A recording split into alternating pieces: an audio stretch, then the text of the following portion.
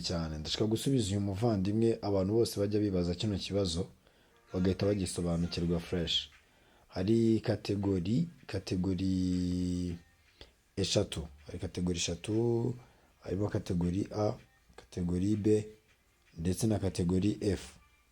Izi kategori uko uzireba ari eshatu nizo kategori uba wemerewe gukorera mu gihe ufite provisoire. Uba wemerewe kuzikorera nta yindi kategori n'imwe ufite. Umuvandimwe hano yari yambajije ngo ngira ngo mbere ya zose ugomba kuba ufite kategori B.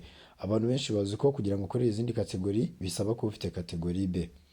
Ariko buriya kategori B wayikorera ndetse na kategori A wayikorera na kategori F wayikorera nta yindi kategori ufite. Ahubwo izindi kategori iyo kategori B iguha uburenganzira bwo gukorera kategori D ndetse na kategori C.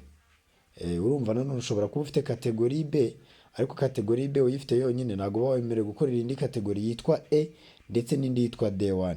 Ubwo kugira ngo urukorere E bisaba kuba ufite kategori C. Iyo ufite kategori C nibwo wemererwa gukorera E. Iyo ufite B rero uba wemerewe gukorera C, iguha uburenganzira bwo gukorera kategori E, ukongera ukagira B ikongera ikaguha uburenganzira bwo gukorera kategori D.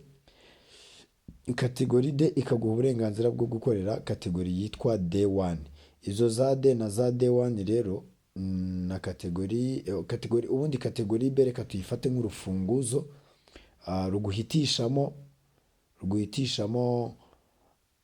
ruguhitishamo nyine umwanya ugomba kujyamo wo gutwara ibinyabiziga.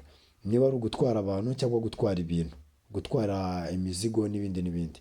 Iyo kategori C na kategori E rero ni kategori zisangwa mu gutwara imizigo.